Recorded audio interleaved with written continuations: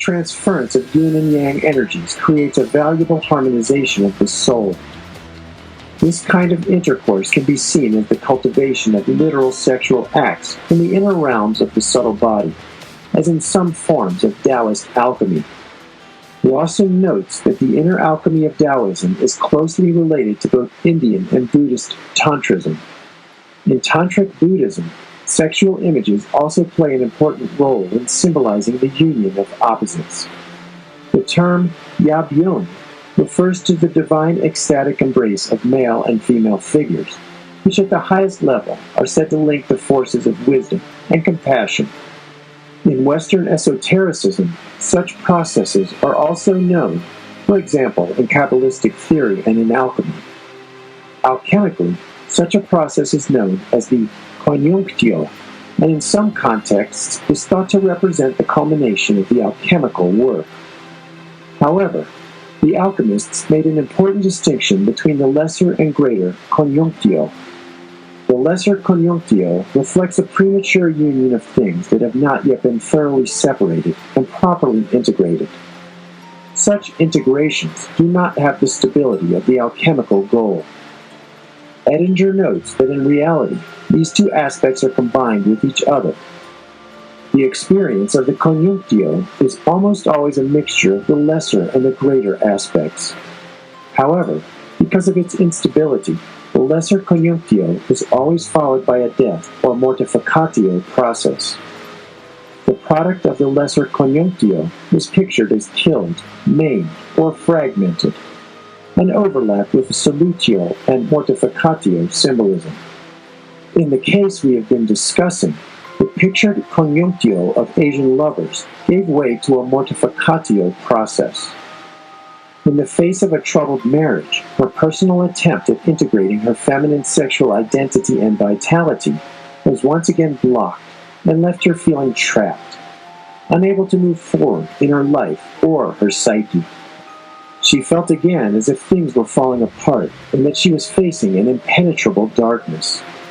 She found herself once again in the midst of a negredo.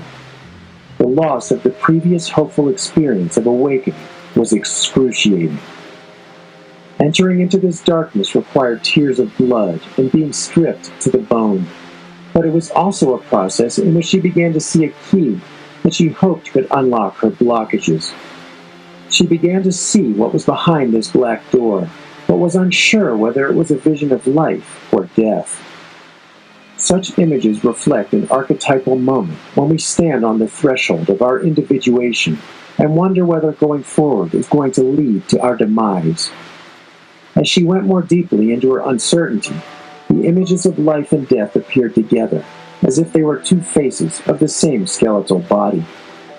The outer garments have been shredded, and 4 strange monkey-like figures have appeared, 1 inside and 3 outside the door. At the bottom of this drawing, a dreamer is shown with an illuminated orb around her head, and a butterfly, often an image of Psyche, sits on her uplifted knee. In these images, the ambiguity of life and death is strong. One usually imagines dead figures as reclining, and living ones as standing up. Here, as if in the underworld, the expectation is reversed. One might also imagine the female figure in deep meditation or dreaming, and the scene we see above her as her dream or vision. The theme of the dreamer and the skeleton repeats in the next image. This time, the pinkness returns when the orb surrounding the dreamer's head, and as some kind of shroud over the skeleton. It is hard to say exactly what is going on here, but the pinkness seems to link the deep dream or meditation to death, or to being stripped bare. The dream of death theme seems to bear creative fruit. The pink orb is expanded into a large sphere of 2 concentric circles in which a tree seems to be sprouting from the dreamer's solar plexus. The orb is now outside her body and seems to be resting on it. 4 dark birds are flying around inside it, 2 on the right and 2 on the left of the tree. As one moves outward into the second sphere, a lone bird appears on the left. On the right, the area is primarily white, with a touch of pink and black. the emergence of the tree and of both black and white birds are important alchemical themes. In Psychology and Alchemy, Jung quotes the alchemist Kunrath, who states, "I pray you, look with the eyes of the mind at the little tree, of the grain of wheat, regarding all its circumstances, so that you may bring us the tree of the philosophers to grow." For Jung, Kunrath seems to be pointing to the activation of the psyche through active imagination. Jung illustrates this using the image of Adam as prima materia, whose side is pierced by the arrow of Mercurius. He is wounded, and the arbor philosophica is growing out of him. Here, creativity, the flowering philosophical tree, is linked to wounding and the mortificatio. It would appear that what is essential to the creative flowering of the psyche is a wounding and a death of the old self, out of which emerges the new life. In this male version of the process, the tree emerges as a phallus. Jung also presents what he thinks is a female version of this process, reflected in the image of the mortificatio of Eve. In this image, the female's figure points to the skull, symbolizing the mortificatio. Here, the tree grows out of Eve's head. In this case and other descriptions, wounding, death, and creativity and darkness and light are linked together. The flowering of the tree is also sometimes linked to the flight of birds and the freeing of the creative spirit. Birds further amplify this freed energy, and in alchemy they appear as black or white, or in some combination of these colors, as seen both in my patients and Jung's representations. Traditionally, the transformation of a black to a white bird signifies the alchemical albedo, a whitening process that suggests a movement of the psyche out of its dark and depressive leaden state into a reflective sublimation that lightens the soul and is thought to bring a greater sense of consciousness and freedom. It is a kind of purification process and catalyzes psychic development. A classical image of this is seen in Solomon Trismosum's Splendor Salis, which also links the birds with the philosophical tree. The theme of the albedo and philosophical tree are both present in an interrelated way in my patient's drawings. What is interesting in her expression of these themes is that the emergence of creative energy comes neither from the phallus per se, nor from the head, as in Jung's portrayal, but rather from the solar plexus, in between the two positions represented by Jung.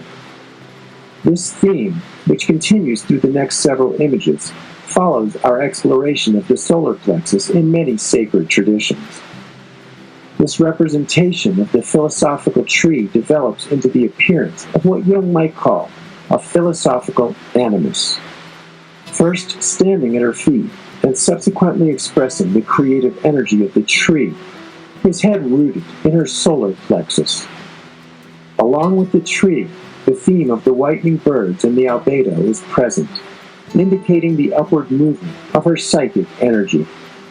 My patient identified the figure as the philosopher Foucault, whose work is in part identified with passion, sexuality, and the politics of liberation, and who further expresses the tree's spiritual energy. At the time she created this image, my analysand was deeply engaged in reading Foucault, who came alive for her, as the image suggests. Red roots emerge at the bottom of the image. The psyche, as represented by the butterfly, is now engaged in a struggle with the deep experience of its unconscious roots, which might traditionally be conceived of as a compensation for the upward spiritual growth of the figure. The figure of the philosopher is enlarged, and his head penetrates the solar plexus of a female body reclining on a couch. A similar couch appeared in the earlier Conjunctio image, in which the golden woman exhibited a vitalized sexuality. On the one hand, this couch might traditionally refer to the psychoanalytic couch and to the evolving erotic transference, but here, the transference takes on a further dimension. The phallus that penetrates is the head of the philosopher, and this results in a creative flowering up above. One can imagine this as a sublimation in a regressive or defensive sense. On the other hand, I believe it instead represented the development of an eroticized and spiritual unfolding, a facilitated rather than retarded or analytic process. The upside-down figure of the philosopher resembles the image of the hanged man in the tarot, an image that has been given many interpretations by various authors. At times, the tarot image signifies a turning point linked to sacrifice and death, leading to a reversal of ordinary consciousness. The aspirant becomes grounded in higher truths that come from above. Tarot authority Eden Gray links this reversal to the recognition of the utter dependency of the human personality on the tree of cosmic life. For Jung, this turning point can be linked with the beginning of the relativization of the ego and the growing awareness of the self. The image is related to a number of interpenetrating archetypal themes, including the growth of the filius philosophorum and the theme of the inverted tree, arbor inversa. Filius philosophorum. We have already discussed Jung's idea that in alchemy, when light and darkness and male and female come together, the filius philosophorum is born. This inner child or immortal fetus, a representation that we have seen in Taoist alchemy, also appeared in the visions of my analysand. Consider an image of a man or rabbi figure standing on a Star of David, which consists of interlocking triangles symbolizing an integration of opposites, above and below, light and darkness, male and female. Standing in this place of integration, or where the opposites are unified, implies both the sacred marriage and the birth of the immortal child whom, in this image, the wise old man carries close to his heart. The rabbi's head is covered with what appears to be a yarmulke. The yarmulke, in the code of Jewish law, signifies a stance of humility or nullification, often a position we are forced into in relation to Saul Niger, which appears in the right side of the picture, emitting a shower of black rays. My patient was not Jewish, but her wise old man presented himself in the form of a rabbi. In another image, instead of a child, we find a flaming heart. Two figures stand on each side of him, a lion on the left and a mermaid on the right. Both figures are black and white and stand erect, as if welcoming or calling forth this religious figure. My analysand reported that she felt deeply connected to the mermaid, who was so comfortable in the water and in the depths. For her, the mermaid brought to mind her feelings of fluidity and mystery.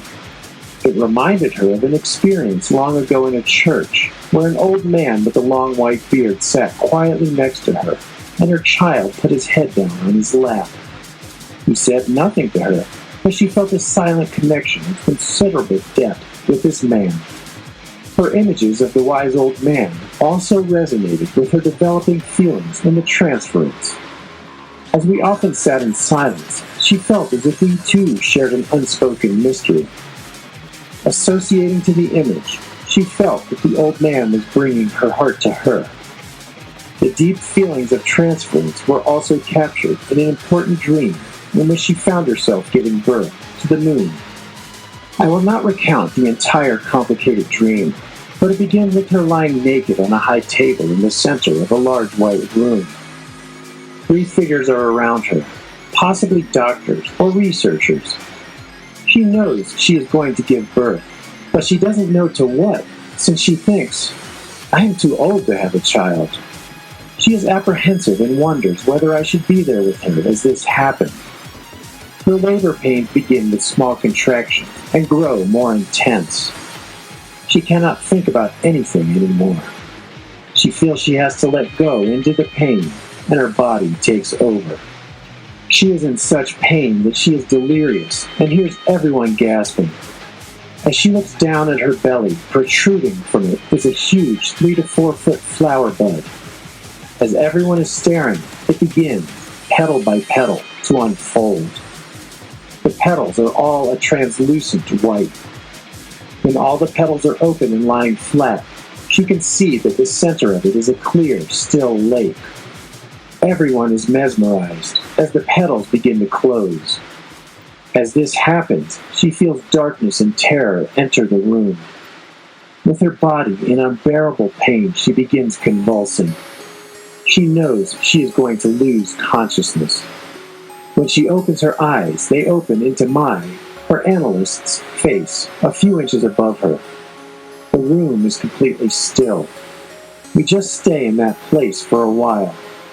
Then, I lean and whisper in her ear, "You just gave birth to the moon." She looks down and her belly has become this gleaming black orb, the substance of which is thick and slippery.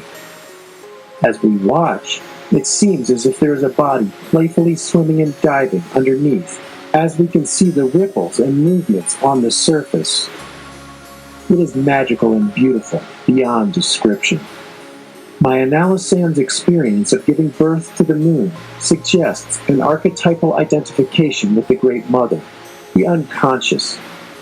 Her proclivity toward diving into the unconscious was linked with her relationship to the mermaid. The mermaid image has many historical associations, including the power of prophecy and granting wishes. It is connected with the Muses, but the dark side of this figure is considered dangerous.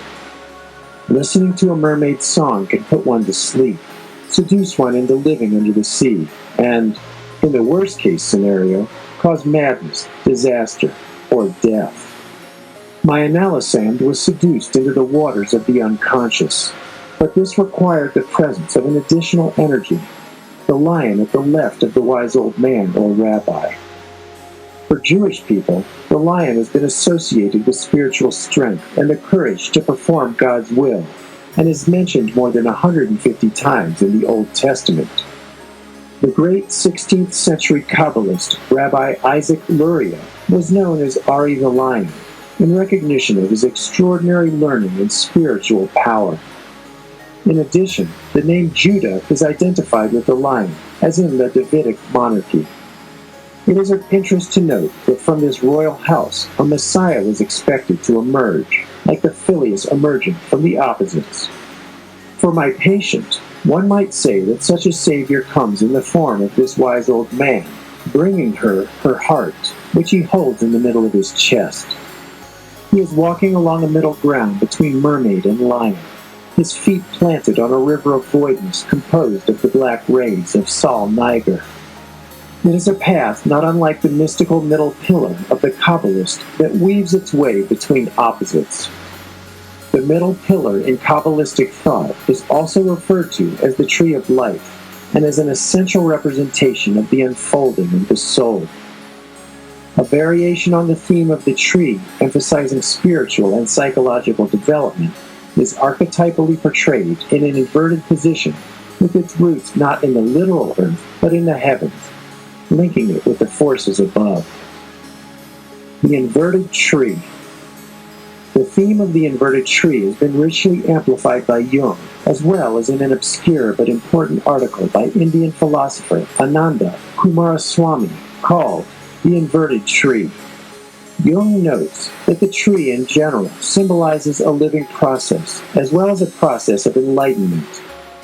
It signifies the creative unfolding of the soul, which can be expressed intellectually, but is not reducible to the intellect. Jung amplifies the idea of the inverted tree by citing a number of ancient thinkers whose ideas are remarkably similar. 16th century alchemist Laurentius Ventura comments, "The roots of its ores are in the air and the summits in the earth." The 15th century alchemical text Gloria Mundi likewise mentions that the philosophers had said that the root of its minerals is in the air and its head in the earth. 15th century alchemist George Ripley also says that the tree has its roots in the air, and elsewhere that it is rooted in the glorified earth, in the earth of paradise, or in the future world. A rabbi, the son of Josephus Carnotolus, speaks of the inverted tree with regard to a Kabbalistic vision, noting, "The foundation of every lower structure is affixed above, and its summit is here below, like an inverted tree." With regard to the Kabbalah, we have seen that the mystical tree, as a tree of lights, also signifies man, who in Jewish thought is implanted in paradise by the roots of his hair, a reference to Song of Songs. Plato's Timaeus notes that we are not an earthly but a heavenly plant, a plant the Hindus see as a pouring down from above. Jung quotes from the Bhagavad Gita, "There is a fig tree in ancient story, the giant Ashvatha, the everlasting, rooted in heaven, its branches earthward. Each of its leaves is a song of the Vedas, and he who knows it knows all the Vedas." In the preceding passage, the inverted tree refers to finding a sacred ground above. It signifies a reversal and relativization of ordinary consciousness that equates with the activation of what Jung calls the religious function. In my Analysan's next image, two trees appear, one growing from the ground up, and the other growing downward, as if rooted in the church above it. Although these two trees reflect an archetypal process of the movement of the opposites, an effort to bring together both instinctual and religious dimensions of her psyche, they also capture the erotic energy of the transference that held both of these dimensions. The rosary window, or mandala-like sphere, which often indicates a potential unification between two dimensions, appears as a Sol Niger image. It is illuminated and has a black center and a sun-like appearance. Just beneath the mandala, two monkeys suggest the presence of the animal instinct or spirit. Nearer the bottom and deeper down, below the red roots, another sun appears. It is as if, below all of the blackness, another sky and another sun exist. Another image seems to be an elaboration of the one just discussed, but with several changes. This time, the center of the illuminated mandala bursts into many colors, and a second church, or another vision of it, is shown in the center of the dark field in the middle of the page. The entire church is in blackness. Under an arch at its bottom is a sun-like orb in which we again see the image of the two women seen in the spires of the church of the previous image. Now, however, they are now facing in opposite direction and are joined together at the feet, as if to suggest a connection between them. Rather than merging into a simple unity, they have become connected, yet remain separate.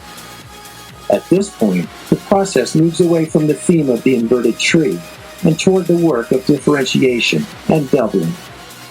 In addition to the two women facing in opposing directions, two large butterflies appear, one at the top and one at the bottom. Their size has dramatically increased from earlier images, perhaps corresponding to the growth of the psyche. The theme of doubling, two suns, two trees, two women, and two butterflies, has become prominent, emphasizing the themes of both differentiation and sameness. Another image picks up on this theme by depicting two forces with independent centers. They are beginning to overlap but maintain their separateness. These energies are contained in larger egg-shaped concentric forms, suggesting the potential for new possibilities. I consider it a dynamic Sol Niger image, expressing the dynamism of the two forces, as if representing all of the doublings and polarities we have been speaking about. Light and dark, up and down, sexual and spiritual. Each of the two dynamisms maintains its own center, and yet they can be seen to be interrelated, the force fields of each center radiating and intermingling with the other. In this image of the conjunctio, the two force fields maintain their connection and their acute difference, thus avoiding any premature collapse into undifferentiated unity. This image continues to portray both the dynamic transferential process in the analysis, as well as the beginning of separation and the withdrawal of some projections. This withdrawal of projections also prefigures the constellation of an archetypal process, reflecting the containment of opposites within. What was projected outward is now contained in the fiery inner heat of a world inner sun. In my Analysan's next image, a sphere with the two women joined at the feet, forms the center of a dramatic mandala. Two luminescent spheres appear, one above and one below, and a powerful dynamic fiery energy appears like a wheel of flames or a strange sun that covers the center of the black field. Jung talked about the tension of the opposites and the transcendent function, and one might well consider this image as a picture of the Sol Niger holding the enormous energy that is present when two archetypal energies are contained together. Consider an alchemical version of this image in the fusion of opposites. The alchemist points to the fiery energy linking above and below, the sun and the moon. However, are the two energies we are speaking about a pair of opposites?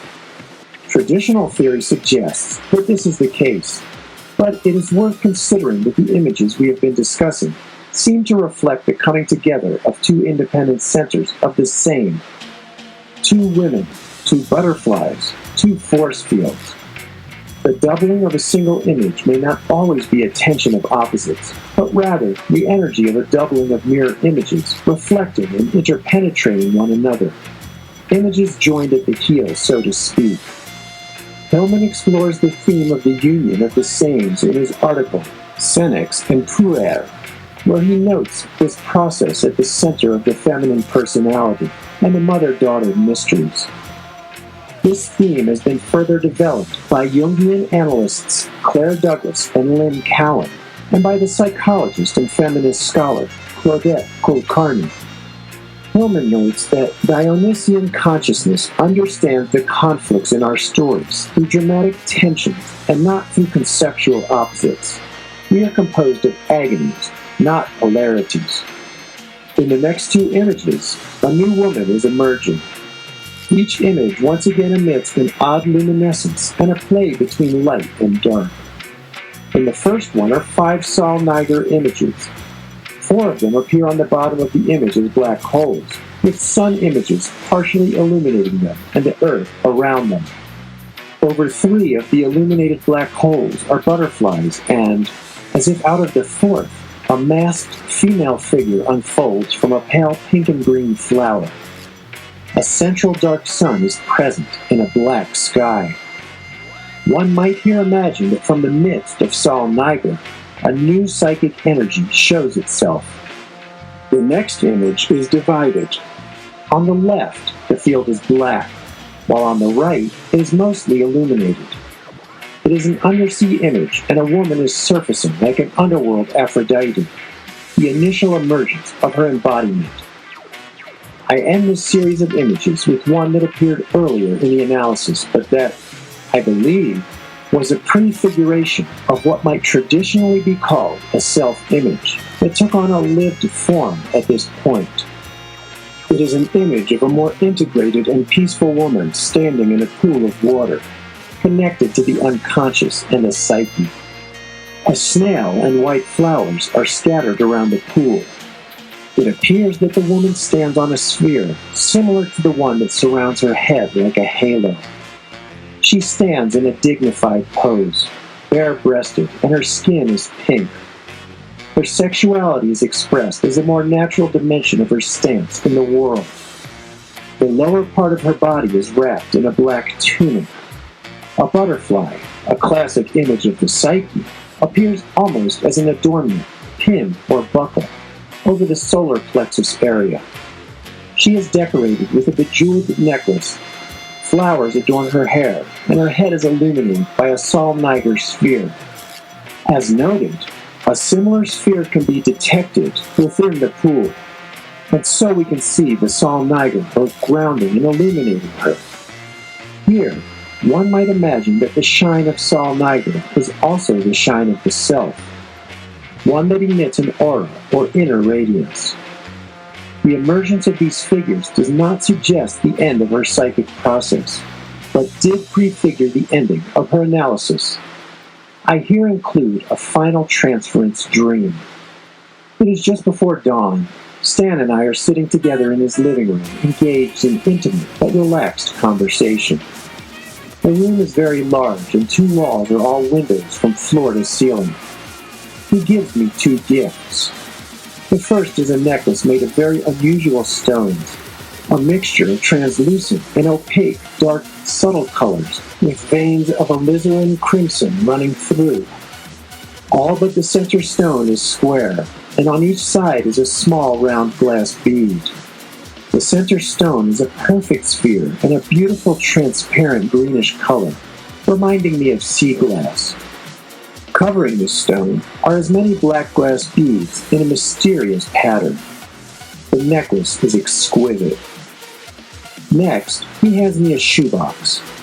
Inside, I immediately recognize shoes that had been lost a lifetime before. They had always been my favorite shoes, and although worn, were not worn out. I am so happy to have them back, and am amazed not only that he found them, but that he even knew of them in the first place. I wonder what my gift is to him. As soon as I have the thought, I feel a burning in my chest over my heart. When I look down, there is a visible energy emanating from it. At first, it just flows between us. Then, it slowly begins to fill the room in waves. We sit immersed in this energy, appreciating its warmth and uniqueness. As the sun just barely begins to fill the room, I hear movement behind and above us. I look around and notice that this very large house is populated by many others. Those around begin coming down the stairs, go into the kitchen for coffee, then appear at the doorway, and either ask something of Stan or remind him of something he has to do. I sit and watch him interact with these people, thinking he has a very professional manner, but looks drained and tired. I do not want this night to end, yet I feel it is time to leave when his wife comes to the door and stares at him. I gather my gifts as his wife tries to usher me out of the door. I turn around and look at Stan before leaving. The feeling between us is close, heavy, and intense. I think, well, choice is the proof of love, and he has chosen this. I feel, however, that this is not really the end of the relationship. The ending of our work was marked by the recognition of both Eros and limit. The recognition that this was a professional relationship and that the analyst had an independent life. With this, the analysis moved toward ending. My analysand's last statement remained unclear. The feeling that this was not the end of the relationship seemed at the time to refer to her feeling that the inner work with the analyst did not stop with termination. But it also concerned me that the transference aspect was not adequately resolved or the analyst figure integrated. However, it was clear that she felt she had recovered something that had been long lost, a comfortable stance in the world that included her sexuality, eros, and sense of feminine being, and that her work would go on independently of formal analysis. In this chapter, we have explored the alchemical idea of the lumen natura, the light of darkness itself, and amplified it by considering traditional images of the subtle body. We have shown how these archetypal images continue to have dramatic resonances with the images that emerge in contemporary analysis. The black sun is one such image that plays an important role in the transformation of psychic life. Although this chapter ends in a manner coherent with the traditional conception of the self, I have come to consider the black sun as an image of a non-self that has helped me to reimagine my understanding of the self as Jung has described it. Chapter 5. The Black Sun, Archetypal Image of the Non-Self. What is divine darkness? Pseudo-Dionysus, the mystical theology. I begin with nothingness. Nothingness is the same as fullness. C.G. Jung, The Seven Sermons to the Dead. Up to this point, we have been considering the Sol Niger, the Black Sun, as a powerful and important image of the unconscious, and have been tracing its appearance in a wide variety of contexts, from the alchemical mortificatio in literal and symbolic experiences of death and dying, to the paradoxical shine and luminescence of the lumen natura in images of regeneration. Like Jung's idea of the self, Saul Niger also expresses a coincidentia oppositorum. A black sun that shines contains the paradoxical play of light and dark, life and death, and spirit and matter. For Jung, the sun was a symbol of the source of life and the ultimate wholeness of man, as indicated in the alchemical image of the solificatio, a process that corresponds to enlightenment or illumination. A 17th century miniature, the solificatio, is represented as an alchemist whose body is filled with light, portraying the ultimate goal of alchemy. This represents one of the many important symbols of the self. However, for the sun to adequately express human wholeness, it cannot be only an ultimate image of light. It also must include darkness as an essential aspect of its nature. The black sun might well be considered to express this paradoxical dimension of light and darkness, and might ultimately be understood as an archetype of the non-self. This non-self should not be considered antithetical to the self, or as an independent entity of any kind. Instead, it expresses a mysterious and paradoxical unknowing that was at the core of Jung's original attempt to describe the ungraspable wholeness of the psyche. Like the sun, the Christ image represented the self for Jung. He chose the Christ figure because it is the still living myth of our culture, and many significant images surround it. Also, like the sun, the Christ image became identified primarily with the light. In fact, the early Christians had some difficulty in distinguishing the rising sun from Christ. Jung states that Christ represents the totality of a divine or heavenly kind, a glorified man, a son of God, unspotted of sin. Yet for him, this concept lacks wholeness in the psychological sense. As the Gnostics said, he has put aside his shadow and thus leads a separate existence which manifests itself in the coming of the Antichrist. In other words, the principle of darkness has to manifest itself in some form. Jung realized this, as indicated in this statement concerning the self. We cannot ignore the shadow that belongs to this figure of light, and without which it lacks a body, and therewith humanity. Light and shadow form a paradoxical unity within the empirical self. For Jung, ultimately, the Christian concept becomes hopelessly split into two irreconcilable halves.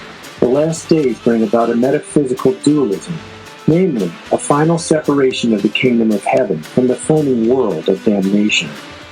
An ideal spirituality striving for the heights is sure to clash with the materialistic earthbound passion of the modern world. In short, the Christ figure as an image of the self lacks the shadow which belongs to it. For Jung, the self can neither be limited to images of light nor split off from its shadow. The self is a transcendent concept that expresses the sum of the conscious and unconscious contents, and as such can be described only in the form of antinomy. For this reason, the process of individuation is a mysterium conjunctionis, a mysterious conjunction of opposites, in that the self is experienced in a nuptial union of opposite halves. The emergence of the Christ figure embodied the need to achieve this union, but for Jung, the figure falls short of the goal. Jung's last work, the Mysterium Conjunctionis, an inquiry into the separation and synthesis of psychic opposites in alchemy, is dedicated to the task of describing his idea of a mystical union. The union of opposites is an attractive idea because it implies psychological wholeness, but the enormity of the struggle involved in any engagement with otherness and with the darkness of the unconscious has become lost as Jung's theories become assimilated and taken for granted. This point of view has been expressed by Jungian analyst Neil Mecklem, who emphasizes the importance of paradox rather than unity, and notes that paradox usually gets glossed over as our attention moves toward the more attractive idea of the union of opposites. The theme of the unity of opposites catches the attention of people because it points in the direction of wholeness. and the idea of wholeness can easily become a shorthand way to pass over significant tensions. When this happens, the ideal of wholeness can lose its mystery and power and become a cliché or caricature. Mikram writes, "As long as we are fixed on making whole, we are likely to miss the paradox." Yet mystery and paradox are essential to understanding what Jung calls the self. For Jung, paradox is characteristic of all transcendental situations. This is because it alone gives adequate expression to their indescribable nature. Wherever the archetype of the self predominates, there are always conflicting truths, and the history of reflective philosophical and religious thought is filled with diverse attempts to reconcile such differences. Just a few of these attempts include Buddhism's middle way, Aristotle's golden mean, the rational antinomies of Kant, Hegel's dialectic, Marx's dialectical materialism, Freud's eros and thanatos, Ricoeur's tension between suspicion and belief, and Derrida's différance, all of which struggle with the problem in their characteristically different ways. For most of these, a simple rational mastery is not an adequate resolution to the problem of opposites, which seems to require a continuing attempt to express the complexity of the soul. Mikram writes that paradox enriches because only paradox comes near to comprehending the fullness of life, and without it we are inwardly impoverished. When we talk of paradox, we mean the presence of any two conflicting truths present at the same time in consciousness. To hold two conflicting truths in consciousness at the same time creates an enormous tension. When confronted with such a situation, most people try to alleviate the tension by merging the paradox into a unity of the same. But in fact, each truth must be preserved and is in need of careful differentiation until the transcendent function truly produces a symbolic solution. Symbols too easily become intellectual idealizations.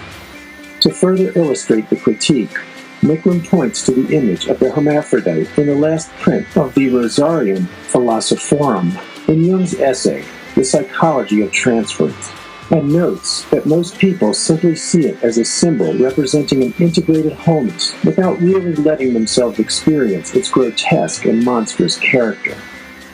In short, for Mikram, the conjunctio, or reconciliation of opposites, is a monstrosity almost unbearable for the ego to tolerate. Yet, it is important to confront such an experience if we are to have any genuine recognition of the self. The tensions we are speaking about destroy us, but they also make us, and so we are caught in a strange paradox.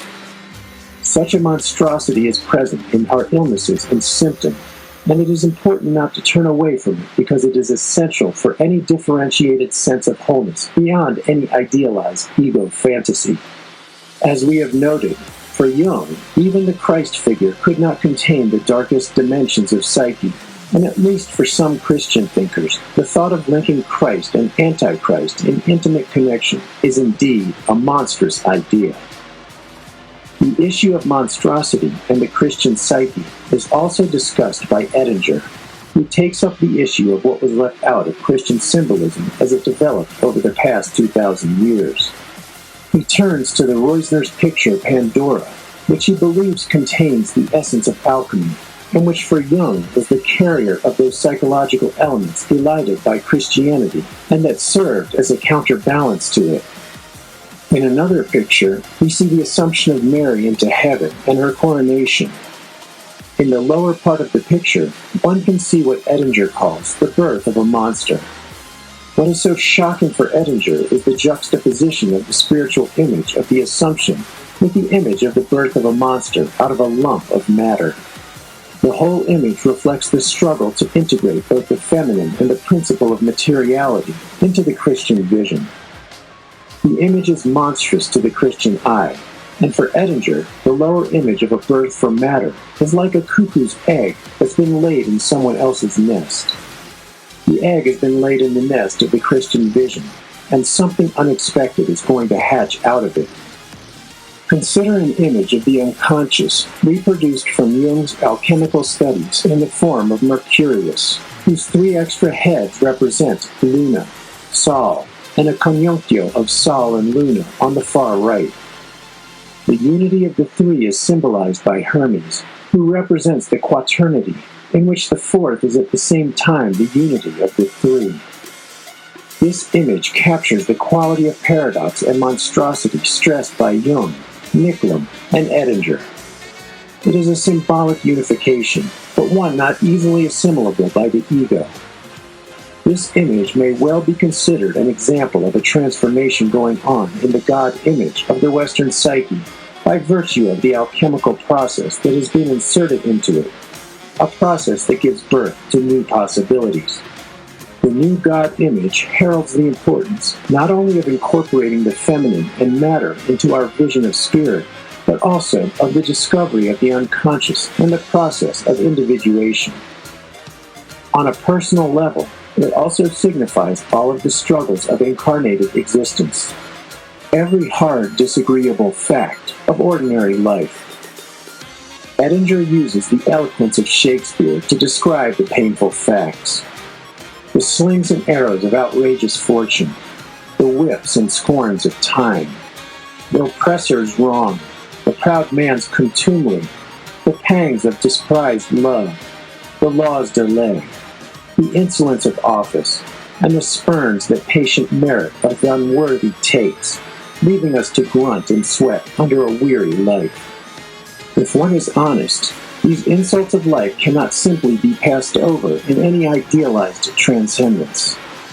Such experiences hurt, sting, enrage, and sometimes depress and kill us, and yet they must be acknowledged, negotiated, and made conscious if any real awareness of the self is to take place. Edinger notes, as Jung and Nicolum have, that the living experience of the self is a monstrosity. It's a coming together of opposites that appalls the ego and exposes it to anguish, demoralization, and violation of all reasonable consideration. It is a violation of everything we have come to expect as natural, reasonable, and normal.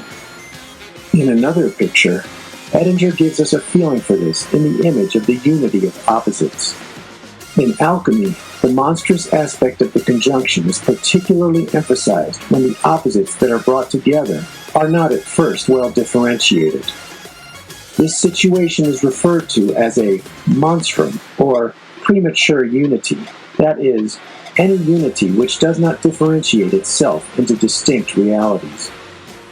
This premature quality of vision can hold true even for those rarefied spiritual states described in the images of pure light, the void, or merging bliss.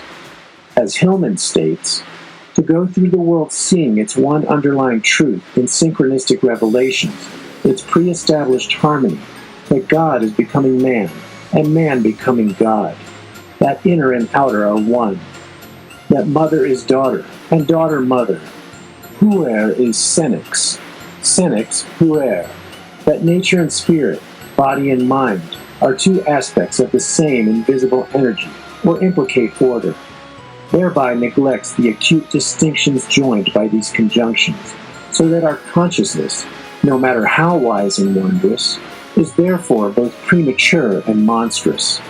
And by monstrous, alchemy means fruitless, barren, without issue.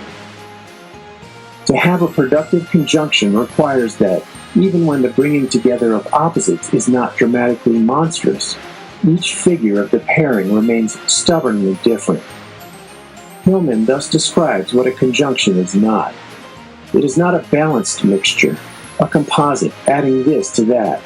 It is not a blending of substantial differences into a compromise, an arrangement. It is not a symbolic putting together of two halves, or two things into a third. Here, Hillman pushes forward our traditional Jungian idea of the symbolic outcomes of the transcendent function. He emphasizes that the stubborn resistance of differences and incommensurabilities may mean that paradox, absurdity, and overt enormity are more characteristic of a union than is androgynous wholeness or the harmony of the unus mundus, or unitary world. The alchemical conjunction beyond these simple monstrums is more like an absurd pun, or the joy of a joke, then the bliss of opposites transcended. As a psychological event, it takes place in the soul as a recognition, an insight, and an astonishment. It is not the reconciliation of two differences, but the realization that differences are each images which do not deny each other, oppose each other, or even require each other. The quality of the conjunction that Hillman describes is captured in the following poems, the first of which is said to summarize the operations of Taoist alchemy. Jade-like purity has left a secret of freedom in the lower world. Congeal the spirit in the lair of energy, and you'll suddenly see white snow flying in midsummer, the sun blazing in the water at midnight. Going along harmoniously, you roam in the heavens, then return to absorb the virtues of the receptive. In this image, there is a harmony, but also the jolting confrontation of differences. White snow flying in midsummer. The second poem is an obscure haiku that humorously captures the subtlety of the conjunction. On how to sing, the frog school and the skylark school are arguing. In this instance, the frog and the skylark at one level are far apart, yet they are both creatures that have a song, and from a certain perspective, they express the harmony of the universe. An even more enigmatic description is given by a female adept of the Complete Reality School, CRS, of Tao, Sun Bu-er, in her poem. At the right time, just out of the valley, you rise lightly into the spiritual firmament. The jade girl rides a blue phoenix. The gold boy offers a scarlet peach. One strums a brocade lute amidst the flowers. One plays jewel pipes under the moon. One day, immortal and mortal are separated, and you coolly cross the ocean. In this enigmatic poem are many strange juxtapositions and hints of a transcendence that do not reconcile the differences, but allow them to stand together, and nonetheless express an invisible alchemical conjunction that is quite astonishing. Though Micklem, Ettinger, and Hillman emphasize the monstrous and/or astonishing aspects of the conjunctio, not every genuine experience of conjunction has this quality. Consider this description in Cleary's recent translation of the classic Chinese alchemical text and meditation manual, The Secret of the Golden Flower. Once the two things meet, they join inextricably, the living movement of creative energy now coming, now going, now floating, now sinking. In the basic chamber in oneself, there is an ungraspable sense of vast space, beyond measure, and the whole body feels wondrously light and buoyant. This is what is called clouds filling the 1,000 mountains. The coming and going is traceless. The floating and sinking are indiscernible. The channels are stilled. Energy stops. This is the true intercourse. This is what is called the moon steeped in myriad waters. Here is another description emphasizing the vital pleasures of union. The pores are like after a bath. The bones and circulatory system are like when fast asleep. The vitality and spirit are like husband and wife in blissful embrace. The earthly and heavenly souls are like child and mother, remembering their love. A humorous example of seeking an invisible harmony in learning how to paint occurs in a book by Oscar Mandel. The author creates a scene in which young E.G.Plott, the main character, approaches his teacher, Bu Fu, for his first lesson. The fictional character of E.G.Plott is based on one of China's great painters, Po Shi. The account goes as follows. "Young one," said Bu Fu at the beginning of the first lesson, "though I am a sorcerer, we must begin at the beginning." "And what's the beginning?" said E.G.Plott. "Tell me, my foolish piece of youth, if your mother and father could give you anything you desired, what things would you ask them for?" That was a question E.G.Plott had often dreamed of himself, and had answered, too, in his dreams. So he replied without hesitation, "A new hoop, a dog from Peking, strawberries and whipped cream every afternoon, and 2 rocking chairs, one for father and one for mother, because they have always wanted rocking chairs." "Now, sit at the door of my cave," said Bufu, "and watch the sky and the trees, and watch above all the wind and the destruction of the clouds, and watch the squirrels and the conies, and dream of the brush, and of your hand which will sweep over the silk of your next painting." With this, Bufu pronounced several frightful incantations, and abandoning Chi-Po at the mouth of the cave, he went gathering acorns. Only the bulbul remained with Chi. He sat on a branch where he could watch the newcomer, and you could see by the tilt of his head and the angle of his beak that he doubted whether Chi could do it. And it wasn't easy. Now that Bufu had reminded him of the new hoop and the strawberries, Chi-Po found it hard to send his thoughts into the trees and to keep his eye on the destruction of the clouds. But the afternoon was warm, and Chi settled drowsily with his back to the cave, chewing on a pine needle as he sat. He watched a cloud leave the top of a cedar and edge cautiously over to the top of another cedar. Like a tightrope walker, thought Chi. And then he heard the wind. Well now, it booed against the rocks, and frustled among the leaves, and tickled in the pines, and it just went loose above the earth.